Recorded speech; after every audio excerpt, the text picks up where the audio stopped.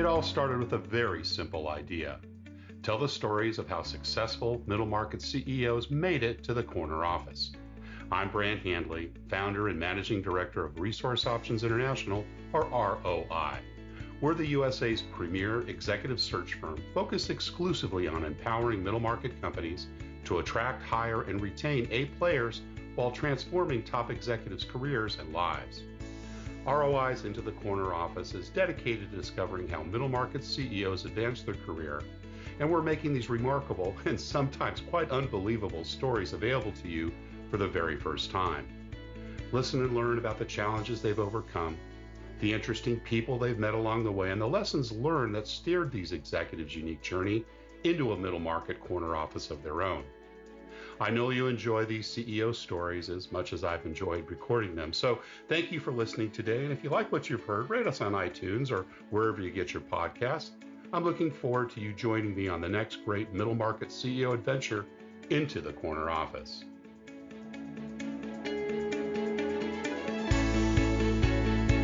My guest today is Jeremy Macdonald, CEO of Bonney Plumbing, Electrical Heating and Air, where he and his team are on a mission to build the most trusted home services company in California.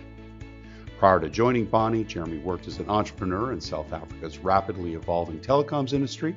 And as a recent immigrant to California, Jeremy spends as much time as possible exploring the Golden State and enjoying its outdoor lifestyle with his wife and 2 boys. Jeremy holds an MBA from MIT Sloan School of Management, where he focused his studies on innovation and entrepreneurship. Jeremy Macdonald, welcome into the corner office. Thank you. Thanks for having me, Brant. Oh, it's great to have you here. We spoke a couple of months ago, and wonderful to kind of hear your story. You've got an amazing one, particularly given the, growing up overseas, as we would call it, from the stateside, and being involved in a couple of different industries and some transitions you've made. So really excited to hear all about that. But we always kind of like to start in the beginning and tell us a little bit about the early years. Having grown up in South Africa, I'm sure you have a very different upbringing than most of our other American CEOs. So tell us a little bit about that. Mom and dad, what they do, brothers and sisters, and what part of the country in South Africa you came from. Yeah, I grew up with quite an unusual background in that my father was a game ranger. So I grew up for my early years on a game reserve Wow, cool. in KwaZulu-Natal, and that was pretty cool. Yeah. But when I was a young kid, we relocated to Cape Town. My father was an academic. He was a Okay. biologist, and very interesting to be surrounded by books and research, and a father who was very committed to research and the scientific process Yeah. growing up. Yeah. My mother was a doctor who worked in rural communities and in government service in South Africa. So very much mission-driven parents, and Right. grew up with an older brother and a younger brother, so the middle of 3, a very Right. kind of secure upbringing, and surrounded by friends, not only of my own, but of my brothers as well. Right. So really idyllic childhood, a lot of outdoor time, a lot of time in nature, and at beaches, and it was pretty idyllic. I've heard wonderful things about Cape Town. I've not yet had a chance to visit your homeland, but the pictures I've seen and the folks that have gone there, it's one of the most beautiful cities in the world, isn't it? Yeah, I mean, and it really was a beautiful place to grow up. As a Yeah. kid, I was completely unaware of apartheid and Yeah. the Right. political situation. Yeah. As Yeah. I crossed into my tweens and early teens, I became much more aware, Yeah. and it was quite shocking to know more about the country of my upbringing Mm. and to just see, inequality day in, day out. It Yeah. was quite Yeah. kind of jarring. Now, was apartheid abolished before you left the country? Well, yeah, when I was Yeah. about 10 years old, 10 years old. Yeah. Nelson Mandela was released from Wow. prison on Robben Yeah. Island, and I remember watching that on TV with my parents. And we're from a pretty liberal family, and we were really excited to see Significant that. event. It's a Yeah. huge, Right. significant event, Yeah. and apartheid was dismantled during the course of my teens, I would say, Teens. Yeah. my Right. early years. So that's kind of when you became more aware of it, right? Of the Yeah, inequities and so forth. Yeah, yeah, yeah. yeah, yeah. Awesome. And so all that time in Cape Town, then until you went to university, or public schools, private schools. Tell us a little bit about that early education. Yeah, so I went to a public school, a school Right. called Rondebosch, which is a neighborhood I grew up in. Once again, very stable, the kind of school we walked to school or rode to school. It does look a little bit like one of those British schools. We all wore the Okay. shorts and the long Uniforms. socks, the uniforms. Yeah. We all looked like ACDC up on Right. stage. Yeah. Right. Right. I love it. And good student in school. Did you enjoy it? Yeah, I was a pretty good student in school. I had a mixed report card. I was a mix between A's and B's. My parents never really put me under tremendous pressure. Right. Uh, I had some areas where I did well and others where I was a little more relaxed, but our focus was very much on swimming. I grew up in a Oh. family of swimmers, Oh, nice. so Nice. we would And spend a lot of time swimming up and down pools. When I grew up, yeah. I guess it was a coping mechanism for my parents as well. They knew where to Right. drop their three energetic sons each day. Mostly pool swimming, or ocean swimming there as well in Cape Town. Mostly pool swimming, but Yeah. I was also a surf lifeguard, a Oh, right. volunteer surf lifeguard in my teens and early 20s, so a lot of sea swimming as well. I immediately think of this wonderful documentary. I'm sure you've heard of it, if not seen it. My octopus teacher. Yeah, it was an That was, amazing yeah. documentary, and very much the beaches I grew up I was going to say that was Cape snorkeling Town, in. right? Yeah, that Quite was close Cape by. Town. Yeah. I would say that I grew up using wetsuits, and a Right. huge respect for the guy Right. swimming in his Speedo I each day, know. but Yes, that's exactly. pretty For brave. whole year round. Yeah. Yeah. Amazing. Amazing. And beautiful. Got to just be beautiful beaches there and everything else. So, other than swimming, any other activities that you pursued? Specific sports, music, theater, debate, anything like that? I played a little bit of water polo and Yeah. a bit of rugby, pretty bad rugby, but that um, I was very I enjoyed it a lot and had a lot of friends who played rugby as well. Right. Right.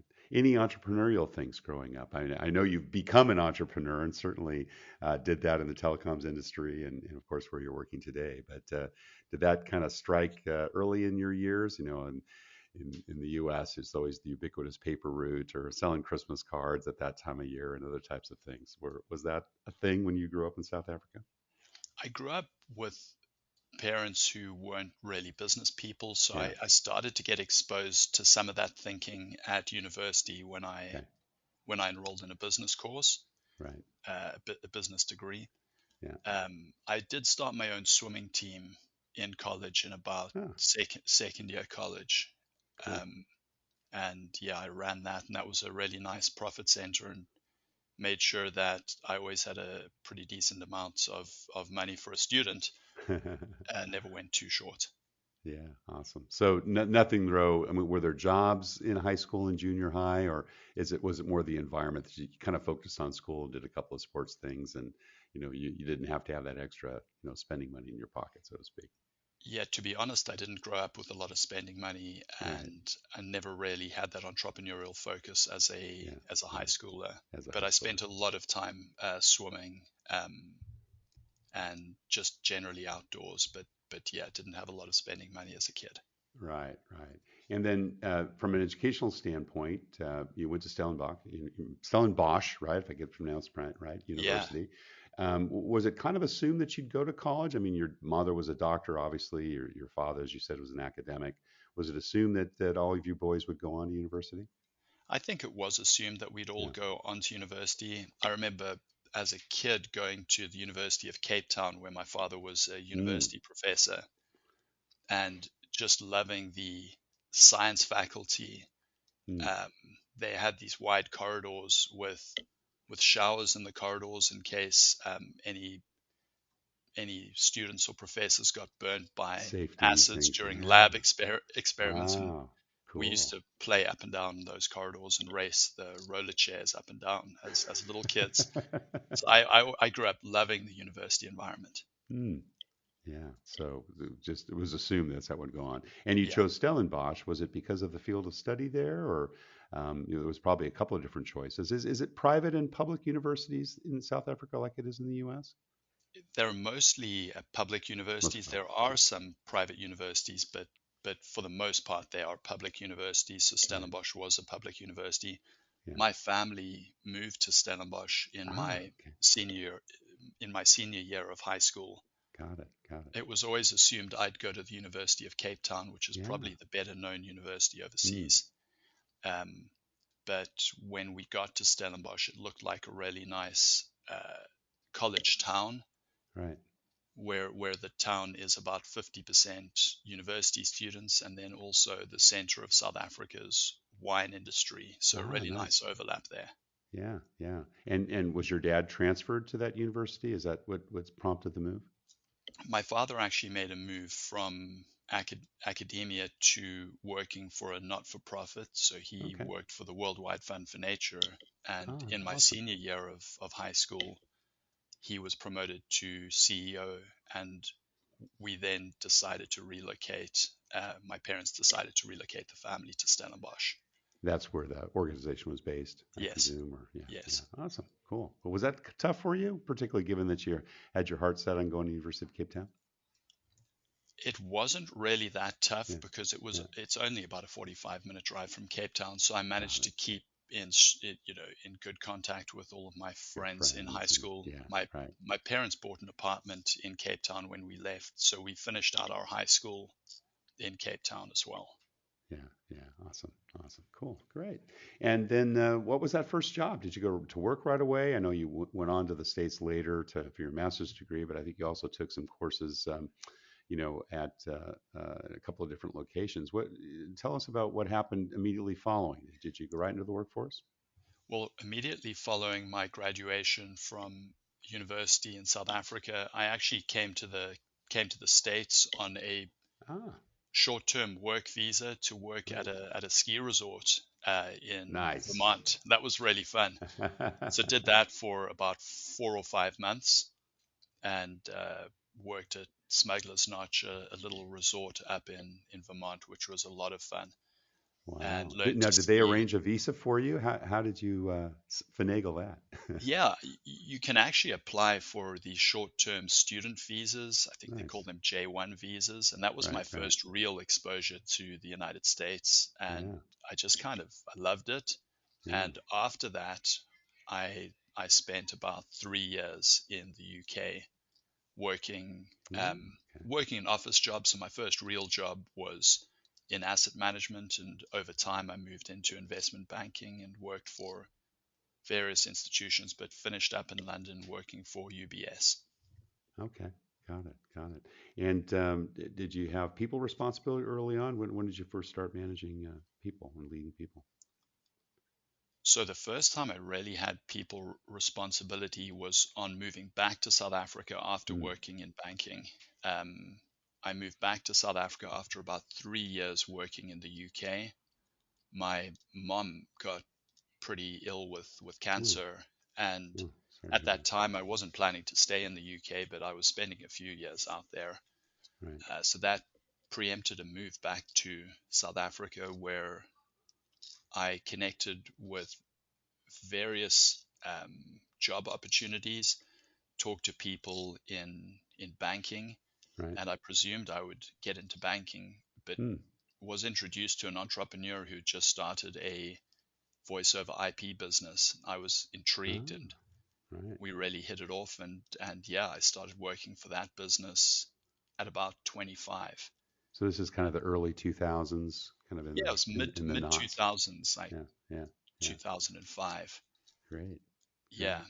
And so that And was the first time I had people responsibility, was working in right. a startup environment Yeah. where I basically headed up the business side. I became the COO. The CEO was very technically focused and had a few developers that he worked with. He was developing a voice over IP product, Right. and I started building out the business side of the company and referring back to my old university textbooks and Yeah. working out how to run financial statements and that kind of thing. It was very interesting.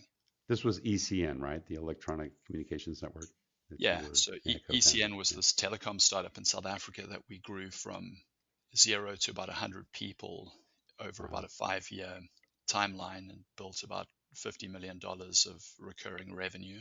Nice. It was an Nice. awesome service business with a lot of recurring revenue. We targeted business customers. So we spent a lot of time in Johannesburg selling our solution and our services, voice services, in competition with our large fixed line operator, our equivalent to AT&T. Right. So is it VoIP services primarily, Yeah, or internet yeah, as well? Okay. Yeah, mostly VoIP. VoIP. Yeah. Awesome. Cool. So some of those early leadership lessons, show us a little bit, Jeremy. What were some of those things, particularly coming into a startup environment? What do you think made, what did you learn more importantly, and what was kind of the, driving the success behind it?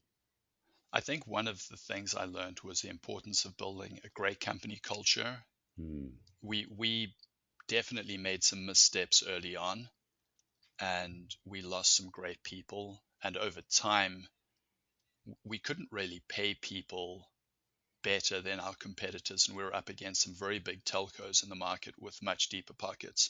Yeah. We couldn't beat them necessarily on pay, but we could beat our competitors on work environment. So we, Hmm.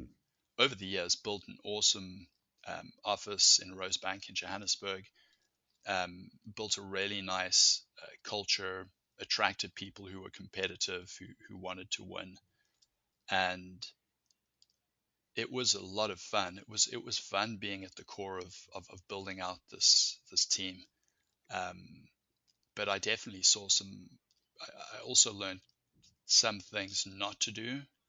I I saw some examples of pretty poor customer service early on, Hmm. and that really stuck with me. And our Right. only way to really win business was to provide exceptionally good customer service. So Right. Right.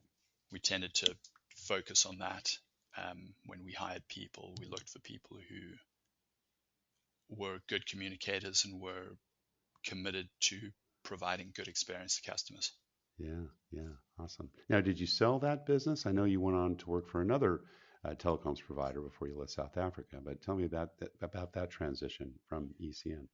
Yeah, so at ECN, I got sweat equity early on, Right. and was one of the directors on the board, and so I got a lot of exposure to um, pretty senior business people who also joined our board, and we built that company up and sold it in about 2011 to Roynet, which is a large listed electronics firm in South Africa. And that was great. It was great getting to a successful exit. And there were a number of people, a number of shareholders who made very decent returns on the Nice, business. I nice. think in hindsight, a lesson learned was don't be in a hurry to sell, to Hmm. exit. I think we Yeah. probably exited about 3 years too early. Oh, So, really? Huh. yeah, Well, sometimes that's the case. I have to say, of all the startups I certainly worked with, both on a recruiting and investment standpoint, usually they waited too long. yeah, yeah, I I hear you. always I refer hear to you. them as the $2 guys, the $20 guys, or the $200 per share guys, right? Yeah, And you always wanted to be, 20 if you could make it, but 200 was always a hard time to leave because you always thought, well, I could go to 400, right? What do you do? yeah. Once we'd sold the business, I got a management contract with a listed company and Got it. got to see inside the business for a few more years. Yeah, And yeah, we made tremendous progress. A lot of the progress we made was due to regulatory change. So interconnect rates came down between operators, and that just boosted our bottom line. Our cost of right. sales dramatically dropped off. And yeah, from a timing perspective, it was kind of unfortunate. But I hear you. Getting to an exit is the key thing. So that, Yeah, that was yeah, a great outcome for me and for my family right. for sure. Right. Yeah. No, no regrets looking back. So, was it then after you left Nashua? Is it not Nashua, right? Is that how it's pronounced? Yeah, Communications. Nashua, I actually named Nashua. after Nashua I think it's in New Hampshire, which is a Right. town in New Hampshire. Yeah. Yeah. Um, it was a telecoms business owned by Roynet. It was effectively their telecoms division. So Nice. worked as part of that for 2 years after sale, completed my management contract, and then together with my wife, we decided to move our growing young family down to Cape Town, where we had both grown up Yeah. And and we what have a year lot was of that? family. Yeah. And then from there, not so long thereafter, became a Sloan Fellow. Now, tell us kind of how that journey, developed, given the fact that, again, big move over to the U.S., going back and pursuing, a further degree at MIT. I think what happened, the prompt for that was I moved to Cape Town in 2013 with my family, started a different telecoms business with a Mm, former partner, Mike Rabbits, who I learned a huge amount from. Uh, he was a very experienced sales salesman and entrepreneur. We built a fiber internet ISP and really the business to business arm for an existing internet service provider. mm, So we built that business up over about 5 years in Cape Town, and it got to a point with that company where it evolved into more of a lifestyle business. mm, And the fiber rush in South Africa, the conversion from copper to fiber lines had roughly run its course, and there was not a lot of new business to pick up. So in about 2017, 2018, I started to get itchy feet, mm, and my wife and I talked, and we went back to what were our kind of dreams and aspirations in our 20s. At this stage, we were in our mid 30s, and I'd always wanted to do an MBA in the States. yeah, It is yeah, something that I wanted to do earlier on in my career, and I found myself, first, caring for a mom who was fairly ill yeah, in South Africa and wanting to be around for that, and then being in the midst of a startup, and then having a growing family, two young boys who were born in succession. Life kind of got in the way, and so we went back to the drawing board and said, what did we really want to do? And I'd always wanted to pursue this MBA, so I looked into various programs and found the Sloan Fellows MBA, which is a great mid-career program offered right, at MIT Sloan.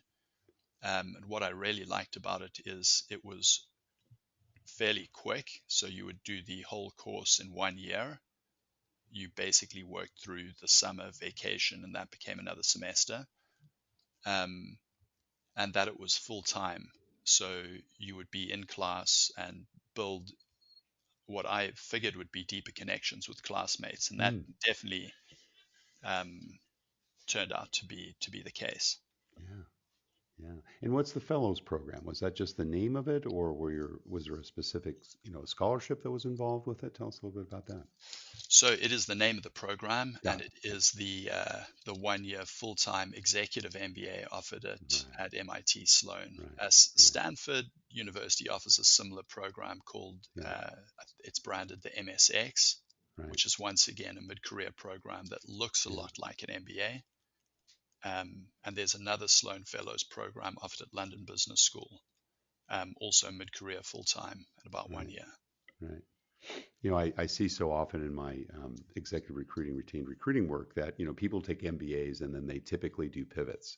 Yeah. You did a pretty big pivot coming out Yeah, of yeah, you can say that. Um, there. I remember talking to one of my I think strategy professors, and he said, um, typically my mid-career students look to make 1 to 2 pivots. So they look to change geography, they look to change industry, or they look to change role. Right. And I was looking to change all three. All three. Well, and then location as well, right? I mean, Yeah, yeah, effectively, not only just left to the States, but you moved from one coast to the other. So yeah, tell us more about that. Yeah. yeah. That was pretty awesome. When I got to MIT, my thinking was I would look to join a startup associated with the university. Right. Once I got in and started looking at a lot of the startups around the university, um, and the risk involved, I'd moved to the States with my wife and with 2 young kids, a boy of 7, Callum, and my younger Harry.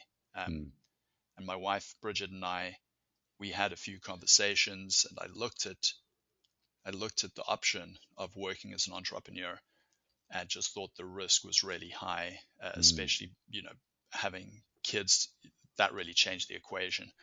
So started talking to people in private equity, where I figured mm, you would still get great leadership opportunities and opportunities to quickly get a C-suite role, and connected with an excellent group, Alpine investors based out of San Francisco, and got connected to this opportunity that I'm in today at Bonney, which is a home services business Right. based in Sacramento, California. Yeah. Yeah. And what was the attraction to that particular business? I mean, I know, from our work with Alpine and both as a recruiting side as well as having some other guests, they've got a number of different businesses.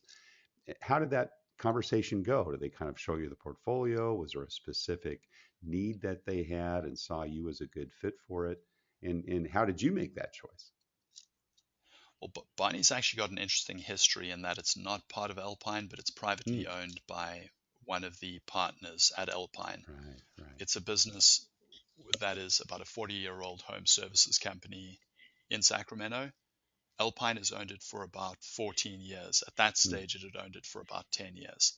Right. Um, the company had sat off to one side. It was originally meant to be part of a bigger plumbing and HVAC roll up, a business called Range Group.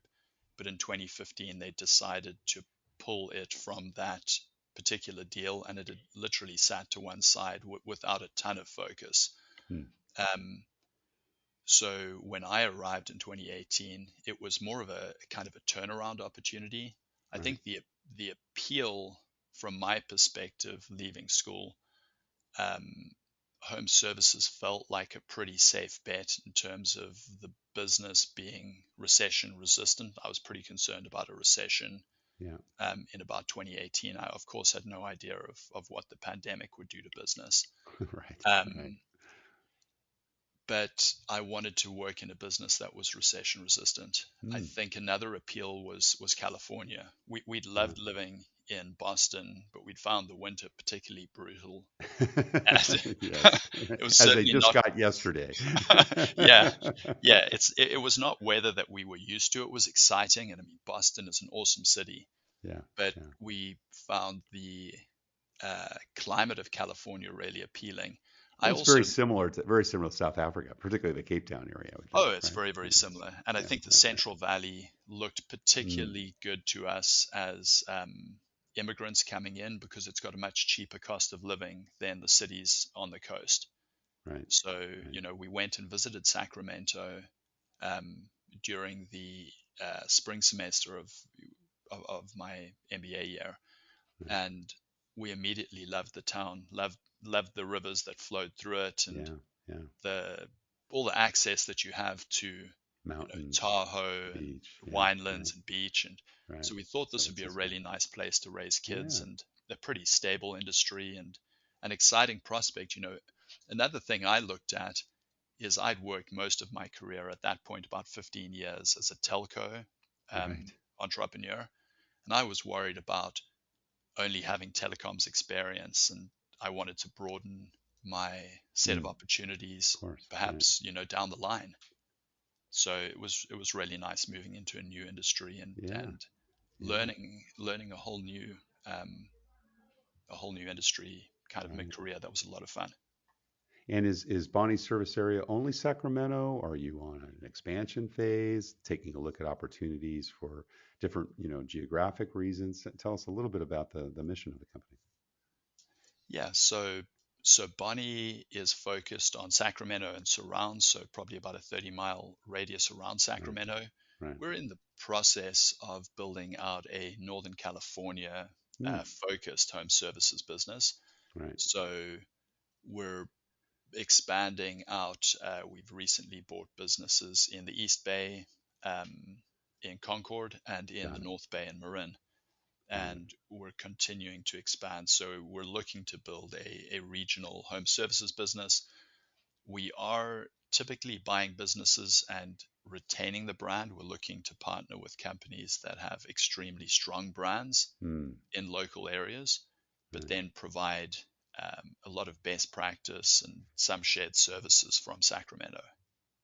Not unlike Alpine's investment in the managed services area, right? Yeah, Where you guys correct. do the IT type of work. So it's the same sort of, individual businessmen, family-owned businesses that have started that up, and then you kind of take them under your wing. Is that kind of how that works? Shared Yeah, services. yeah, Yeah, very much how it works. So yeah, typically we yeah. would look to a lot of the home services businesses we've been looking at have founders who are nearing retirement, Right, right. and some of them have decent succession plans in place. Many do not. Mm, So where they don't, we're able to bring managers into those businesses. And one of our key projects now is building out a general manager and training program here, mm, where we can train up leaders within the business to deploy nice. to acquisitions. Um, Yeah.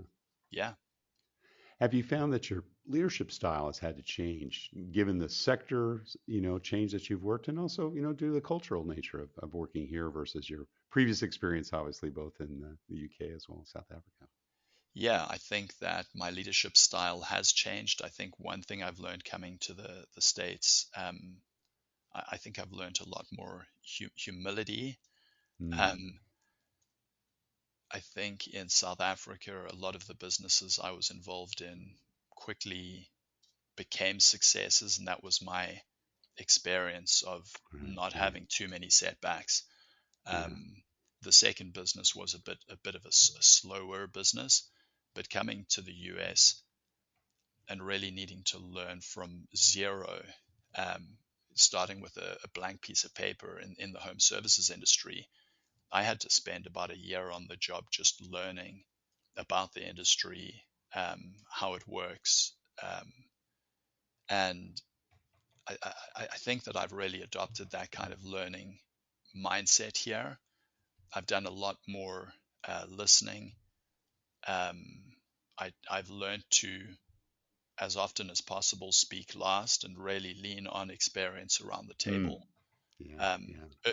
Early on, myself and some of the other managers that we hired would kind of we would make decisions that didn't always have the buy-in from the team.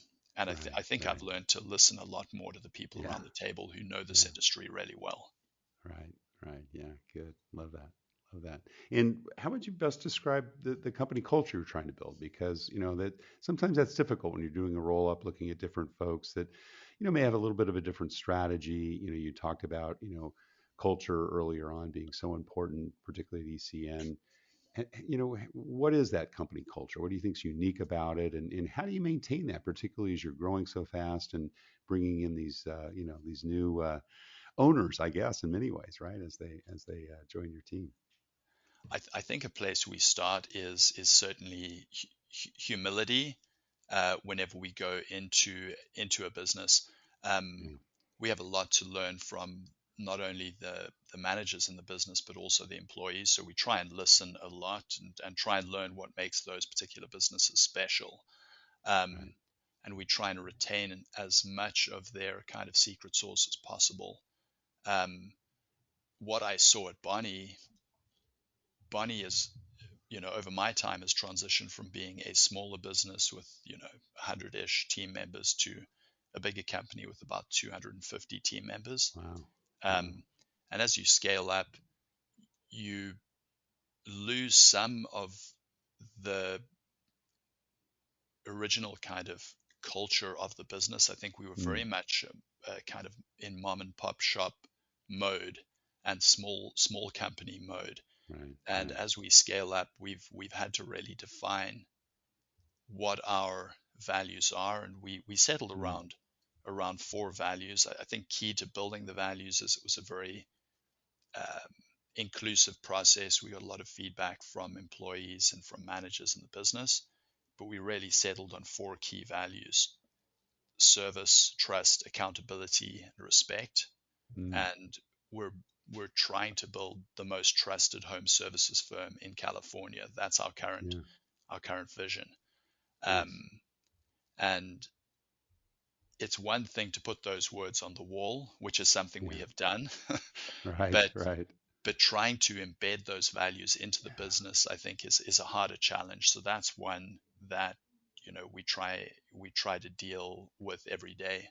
Um, Yeah. if we look at our 4 key values, our current initiative is to really focus on one value per quarter and have a lot of discourse about that key value with our technical teams, um, and with our wider company at all hands meetings, and really focus on employee stories that espouse that value. Right. Right. Cool. Yeah. Cool. You mentioned humility being an important aspect of what you look for. What are some of the other things you look for when you're, ready to invest and hire people into the company? So when we're looking to hire managers, we're clearly looking for things like track record. Hmm. We're looking for people who've done it, or done what we're looking to do. We were very successful in hiring a key manager, um, who had been through a similar kind of growth curve with another home services firm. So where we can, we look for people who've had experience with, growing companies in the home services space. I think you face a unique set of challenges in a space, like home services, where you're talking about plumbing, HVAC services, and kind Right. of electrical work. One of the key issues we face is um, hiring and training talent. So we Mm. typically look for people who have good networks, but also people who are liked and respected. Um, it's a hard thing to gauge in interviews, but we really Yeah. look Yeah. for EQ. Um, Yeah. yeah, people who can communicate well, and people who, when you go and check references, they've got very warm references from people they've Right. worked with. Right. Do you use assessments at all in trying to get at that EQ, EI part of the We're not very calculation? assessment driven at this Yeah. stage. Yeah. But yeah, we do standardized job specs. We do have a Right. standardized, interview template and those kinds of things, but we haven't yet lent too hard into, assessments, and Right. that could be a next step. Good idea. Yeah. Yeah. Hey, happy to have another conversation about that. I only ask. It's interesting. We're doing 4 major plant manager searches at the moment, and the president of manufacturing is a $1.5 billion private equity company. Said, we Wow. really need people with strong EQ, EI, Yeah. because they wrote it's very similar, bought a company and just found that the folks that were running it, and we've actually put some assessments in place. We're getting some good early results, but it's a hard thing to get to, as you said, an interview process, and sometimes we found that those psychographic assessments can be extremely beneficial and just providing more depth, particularly if you've got some specific areas you want to delve into, behavior, motivations, and things like Yeah, EQ. I'd love to chat. I'd love to chat to you about that. We'll have a separate conversation about it. I, Look forward to that. I will say it sparked another thought on this topic. Yeah. Something we have seen is that great managers attract great employees, Yeah. and Yeah. great For sure. employees attract other great employees. Right. So there Right. is this virtuous cycle to getting Yeah. your talent right. Right. We also try and build out a culture here that gives our employees, some decent work-life balance. Mm. I really encourage my team members to take vacation. Yeah. Um, I certainly lead from the front and take a lot of vacation myself. Um, but I want to create, an environment where people are able to get home, to their families, spend Mm. time with their kids. We have a lot of employees and managers who have young kids. Um, we've looked at we've also looked at how do we get our technicians home earlier? How do we give Yeah. them more work-life balance? Quality of life. And Yeah. Yeah. we've been very successful in getting a lot of our install teams and our service teams home earlier. Mm. We've ensured that our technicians aren't running too many calls each day, that they can really provide quality service to our customers, Right. and they're not exhausted at the end of the day. We've eliminated a lot of weekend work from our Mm. schedules. Mm. We've pushed adherence, and we have fewer holidays which we work on, but we do balance that with knowing that we have Yeah. customers who need us. Um, Right. but we've reduced our schedules on a lot of Yeah. the main Yeah. kind of vacation days and holidays. Great. Yeah. Giving Yeah, people balance is something so important, particularly following the pandemic and all that we've been through in the rigors of figuring out how we, rework. And I would like to say one other key Yeah. thing we've focused in on here is we've really focused in on training and Mm. building a training Yeah. culture. Yeah. The year I arrived, 2019, the business was spending very little on training. We've multiplied our training budget by about 20 over the last 3.5 years. Right. We've invested a lot of time and effort in training. I mean, it's a major line item in our operating expenses, Yeah. Yeah. but we don't necessarily see it as an expense. We see it as a huge Sure. investment. Good investment. Yeah. Yeah, So, in building our people, building their earning capacity, right. building their skill set to service customers better. And we see this virtuous cycle in kind of retaining more talent. So Right. training has been a huge focus, and Yeah. it's really helped us move the needle on retention and on staff motivation as well. Awesome. Jeremy, you've been very, very generous with your time, and we're just about out of it. But we always ask one last question to all our guests, and that's, what kind of career and life advice would you give to someone that maybe has their eyes set on their own corner office someday, or like yourself, wants to be an entrepreneur and be successful? I think my easy advice there is take a long view. Building value takes time. That's a lesson I really learned from Mike, a former partner of mine, is take a long view and invest the time, because progress can take years, Right. but the impact that you can have in a year is relatively limited, but the impact you can have over 10 is enormous. So Right. be patient, set your goals, follow your goals. And then maybe finally, I think my story probably tells the story fairly well, but progress doesn't necessarily look like a straight line. Right. Right. You're going to have Right. setbacks, and you're going to Yeah. have moments when you doubt your course and your path, but just keep the faith and keep going, Yeah. Keep going. because it's incredible what you can achieve with the right mindset.